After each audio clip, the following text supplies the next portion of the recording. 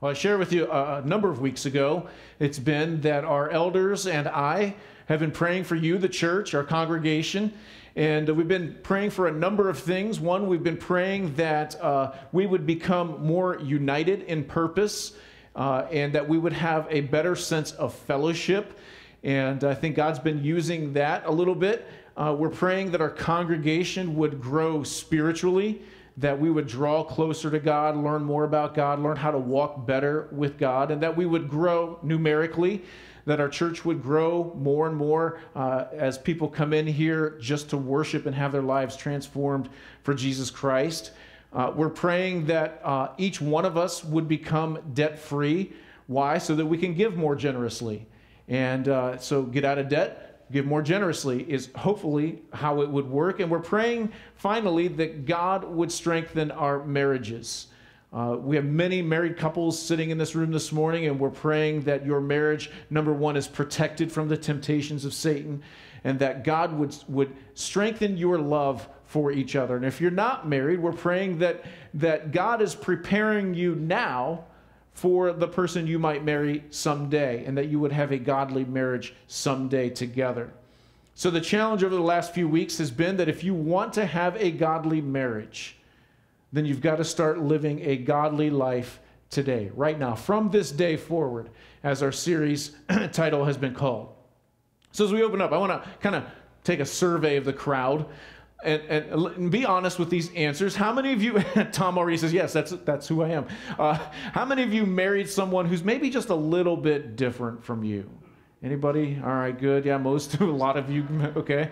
So how many of you married somebody who's a lot different than you? Let me see those hands. Yeah, okay. I figured there'd be a few more than. Why'd you raise your hand, honey?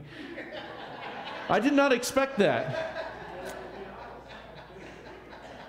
This changes everything. No, I'm just kidding. Maybe it was cute, when you were dating, they say opposites attract, right? So it was cute when you were dating, like, oh, he's a little bit different. Isn't that cute? Or, oh, she's so different, dude. It kind of cracks me up, And it was cute. But now, now you're married and you're going, oh, man, I don't know if I can take this. I've been living with this for like 30 years. This is crazy. So when you're dating, they say that opposites attract. When you're married, extreme opposites attack. It's true if you're in this extreme opposite situation. So let me continue the survey. How many of you would say you're the punctual one? You're like, you've got to be on time. Not many of you out there. This is how I am. I love to be on time.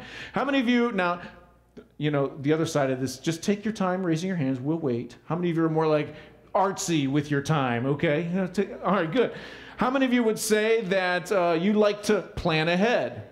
This is how I am. I love to plan ahead, like to have a plan of where. How many of you would say that you're more artsy with your time, like flip a coin wherever it ends, get in the car, start driving. If I run out of gas, okay, good.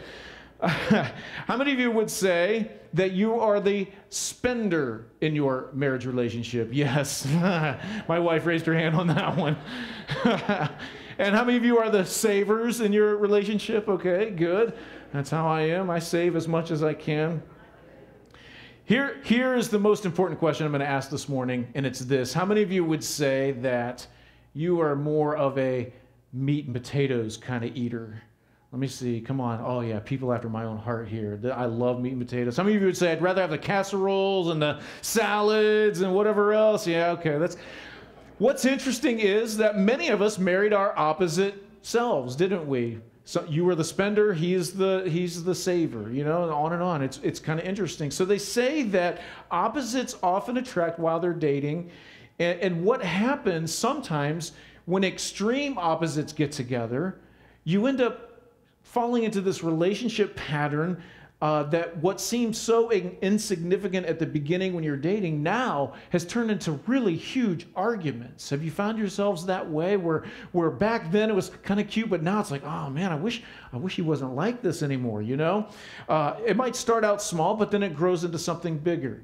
Now it turns into arguments, or there's mistrust there, or deceitfulness, there's unforgiveness sometimes, and bitterness. And what ends up happening is that one day, these couples, they wake up and they realize, man, we're living under the same roof, but we're living two totally different lives. And that's where you get to a point in a relationship and it gets kind of scary. You're under the same roof, but you're living two totally different lives. They're left scratching their heads and asking, how did we go from being so in love?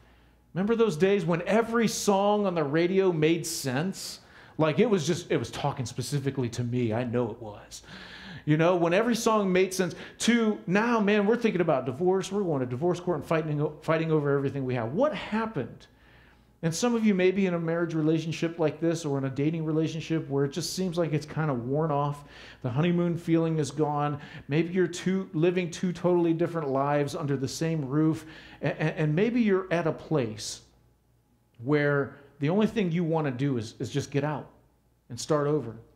Be done with it. And certainly you didn't plan on things going this way. And you know that God doesn't want it to go this way. He doesn't want it to end. And before we go on, let me preface, because we're going to talk about divorce today, but let me preface things with this.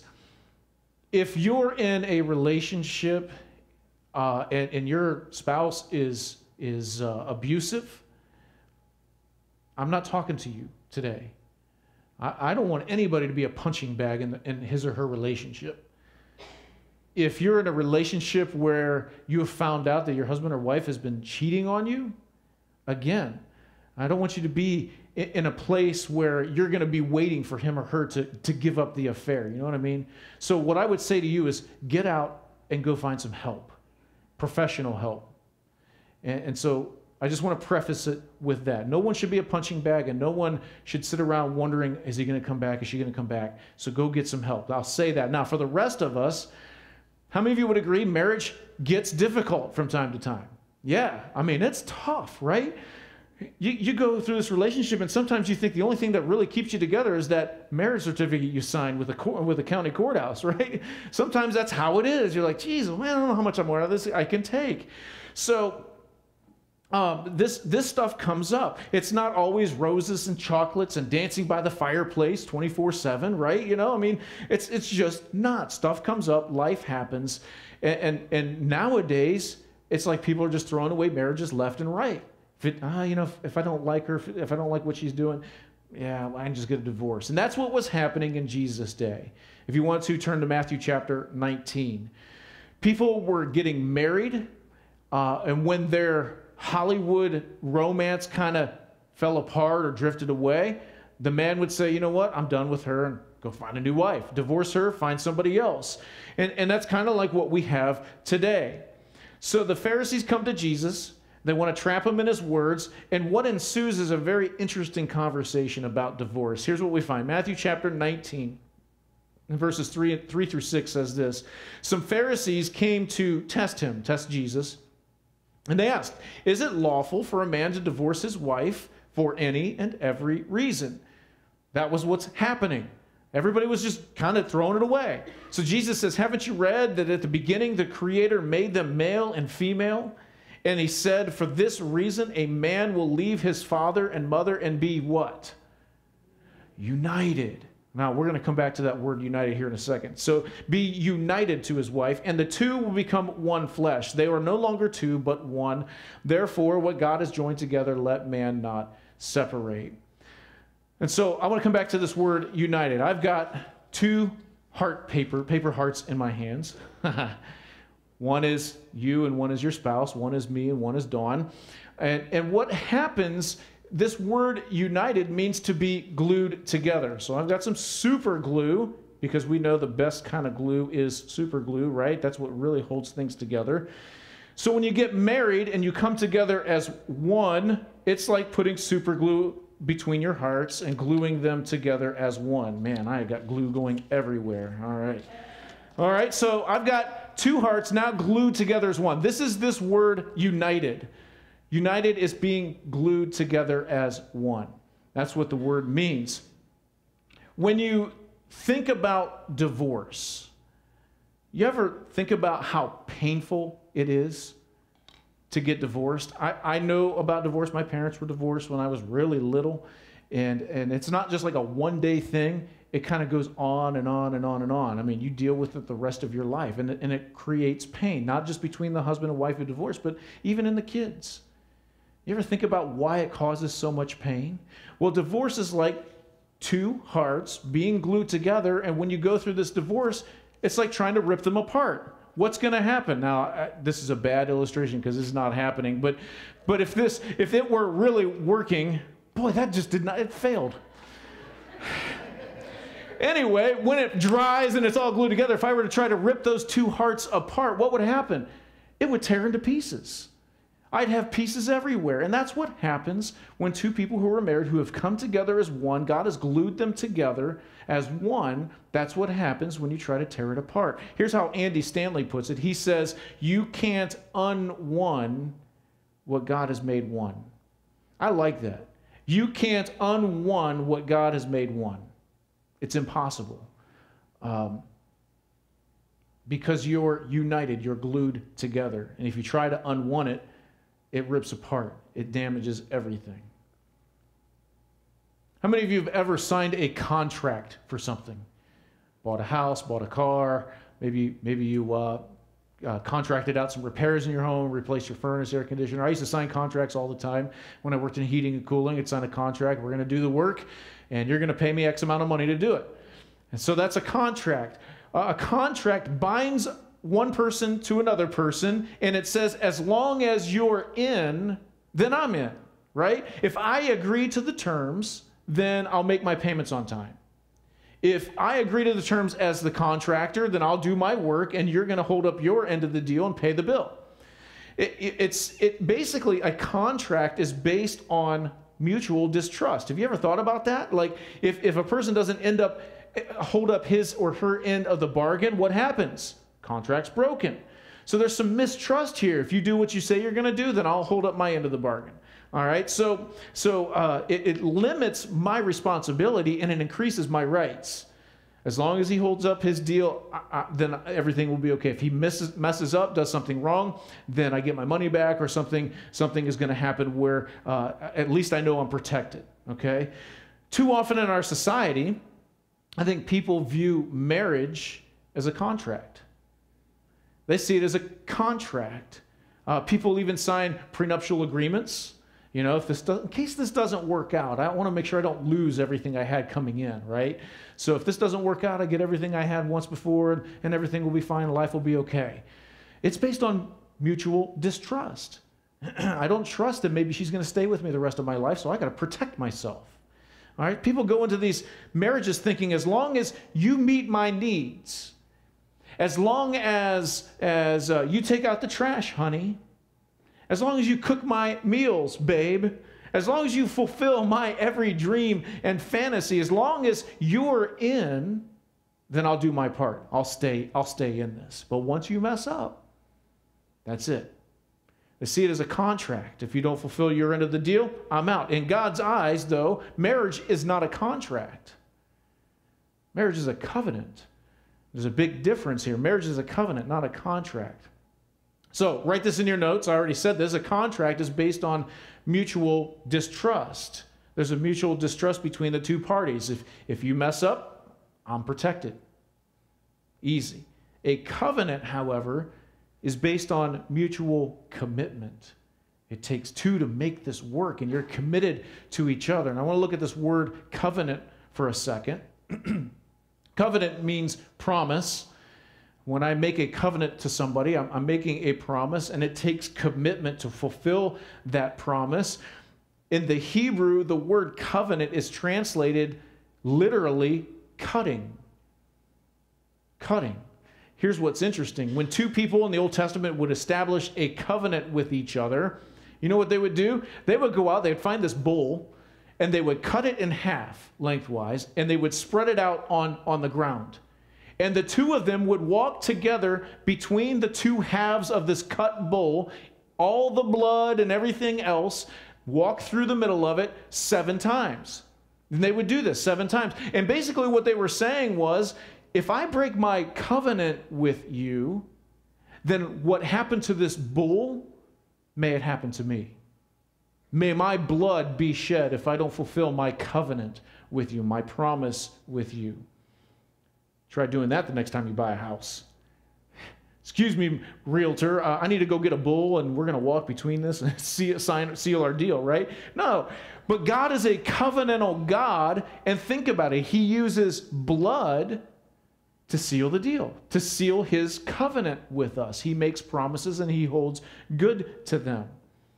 He makes relationships with his people that are permanent through the blood covenants he's made. Get this, in some practices in the Old Testament, when a couple would come forward to get married, the person performing the wedding ceremony, he would take a blade out of his pocket, cut the groom's hand so that blood would emerge. Then he would take the bride's hand, cut her hand open so that blood would emerge. Then he would take their two hands and join them together to signify the two lives becoming one. There's life in man's blood, Leviticus says. And here's what's interesting. I'm thinking about making this part of my marriage ceremonies. I'm going to have a line out the door, man. Yeah, I want to do that. You know, I doubt that's going to happen. But Leviticus says the life of a person is in his blood. Blood is important. Blood is important. What God has joined together, man cannot separate. Covenant is important. It's a commitment to each other. You can't unone what God has made one. So we say, from this day forward, for better, for worse, for richer, for poorer, in sickness and in health, forsaking all others, as long as what? You both shall live. You both shall live. Not as long as she makes me happy, right? Not as long as he helps around the house. Not as long as he holds up his end of the deal. No. Marriage is forever, as long as you both shall live. And if you're a Christian, how long are you going to live? Forever. Your covenant as Christians with your husband, with your wife, is forever. Just as God's covenant with us through Jesus Christ and his blood is forever.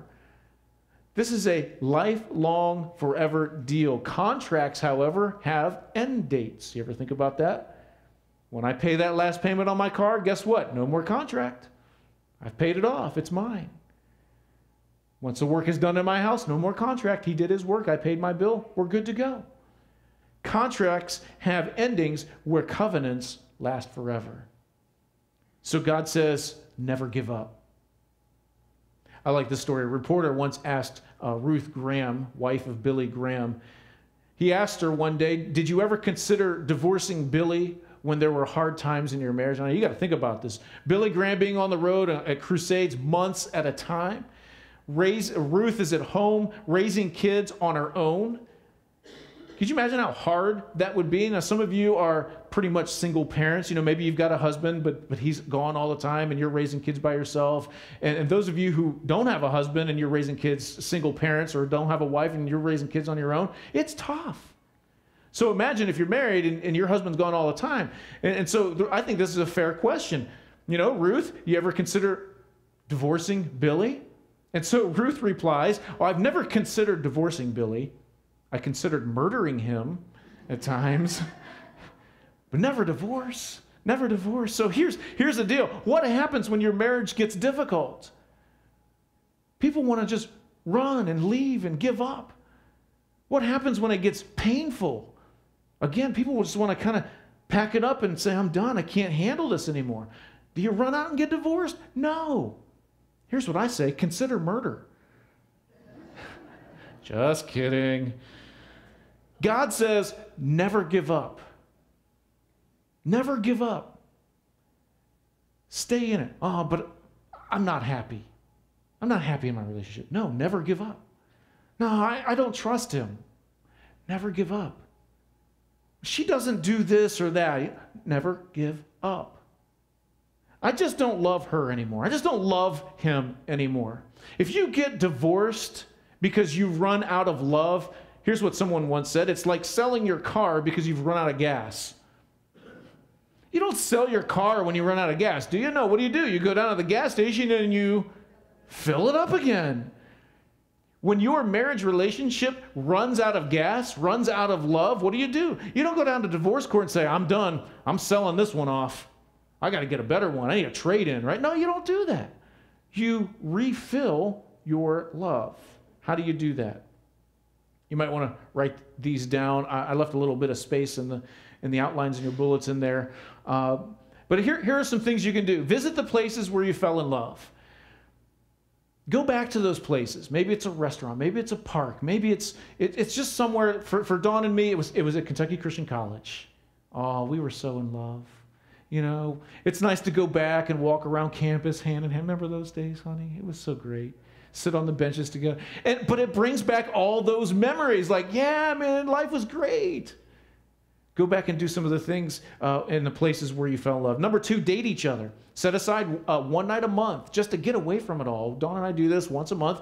We leave the kids at home, and we get in the car and we go somewhere. We might go to a movie. We might go to a restaurant.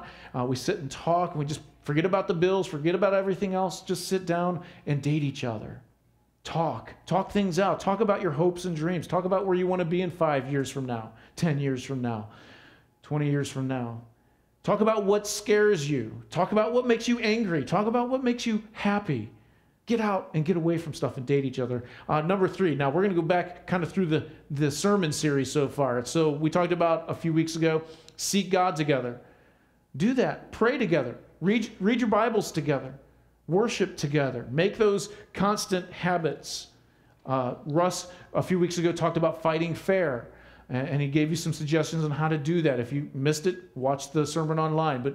But find ways to fight fair and argue responsibly. Then stay pure in your marriage. We talked about that a couple of weeks ago. Remember, don't let the cat do diarrhea in your mashed potatoes. Don't let the poisons into your marriage. Keep your marriage pure. And then finally, I mean, if worse comes to worse, and like, you just can't figure this out, get some help. And I'm not talking about coming to me. I mean, get some professional help. Go to somebody who knows what they're doing. Sit down and talk with them and work things out. All right, so those are some things you can do. What else can you do? Go over to Galatians chapter 6. I want to close out with 2 more statements. In Galatians chapter 6, we find something real important. And this is for everyday living. Whether you're married or not, you need to hear this. All right, so here's what Paul says in Galatians chapter 6, verses 7 through 9. He says, do not be deceived. God cannot be mocked. A man does what? Reaps what he... Let's say that together. A man reaps what he sows. That is so true. A man reaps what he sows. The one who sows to please his sinful nature, his own desires, from that nature will reap what? Whoa. You want to live life to please yourself? What's going to happen? Eventually, you're going to come to ruin. That's scary. That's scary. But then he says, the one who sows to please the Spirit, from the Spirit will reap what? Oh, eternal life. Do you want eternal life? Do you want to live forever? I'm looking for an answer here. That's not rhetorical. Do you want to live forever? You want eternal life? Thank you. What are you sowing? What kind of seeds are you sowing in your life and in the lives around you? Paul finally says, let us not become weary in doing good, for at the proper time we will reap a harvest if we don't what? Never give up. Whether you're married or not, never give up. Keep doing good, Paul says. Let me give you 2 principles from these verses. Number 1, it's this: you reap what you sow. Plain and simple. We know that. You reap what you sow. If I plant a garden of tomato seeds in the spring, what do I expect to get at harvest time? Tomatoes. I'm not going to get squash or onions or cucumbers or anything like that. I get tomatoes. If someone smiles at you, what are you likely to do back? Smile. Besides wonder, why is this guy smiling at me? Happened to my wife the other day. We're walking out of a store and some guy says, oh, you just made my day. I love your smile. And she's like, oh, creepy guy, No, you're likely to return the favor. You're likely to smile back. So you reap what you sow. If someone flips you to the bird, what are you likely to do?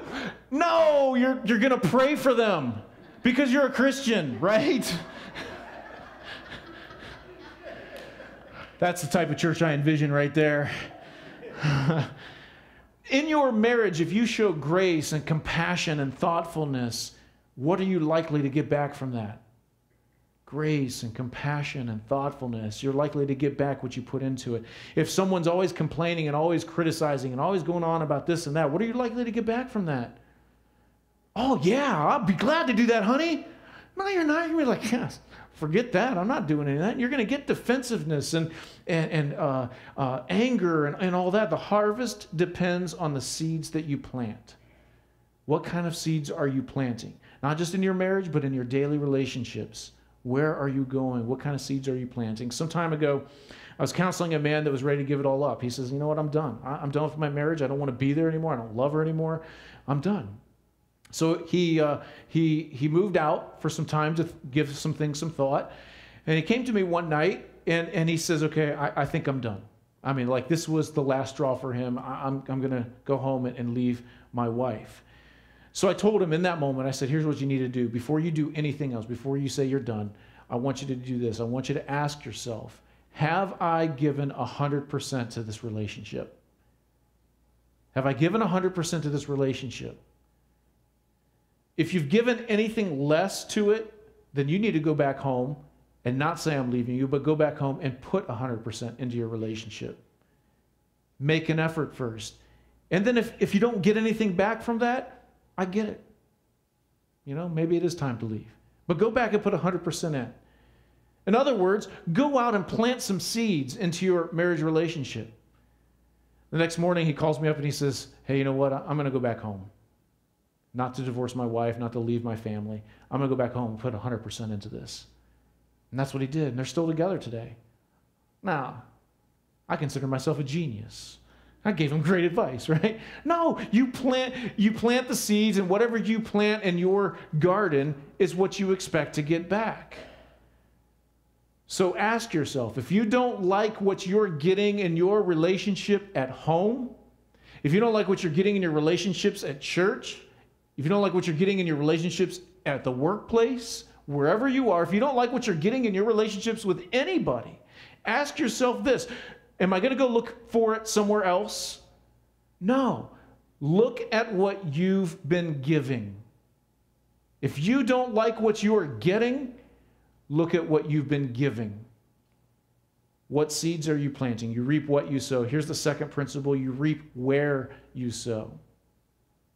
You reap where you sow. What do I mean? Well, if I plant a tomato garden in my backyard, am I going to get tomatoes in my neighbor's yard? No, unless he plants some tomatoes and gives me some. Now I'm going to get tomatoes where I plant the tomato seeds, hopefully. And so if I plant energy, all of my energy into golfing, if I plant all my energy into hunting or knitting or gardening or whatever it is you like to do, is my marriage going to get better? No. If I put all of my energy into my kids, is my marriage going to get better? Oh, some of you think that. If I just raise these kids, you know, my husband will look at me and say, oh, wow, she's great. It's not going to help your marriage. You're going to raise good kids. Your marriage is going to fall apart in the meantime. If I put all my energy into my career, climbing the ladder, is that going to help my marriage? It might pay the bills. Some of you may be there right now. You're so worried about your golf game or that video game you have yet to beat.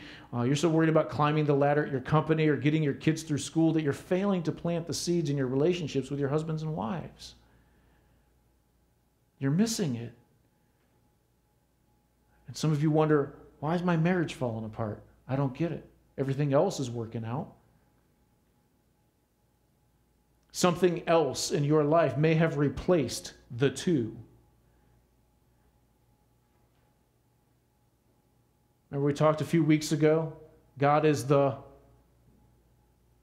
you guys with me? God is the one and your spouse is the two. But if you're spending all your time and energy in other places, you're replacing the two with something else, whether it be golf or video games or company or whatever. We're to seek our one with the two, and if you're not married yet, the challenge is to seek the one while preparing for your two. If anything else moves into that number two slot, our marriages won't be what God wants them to be.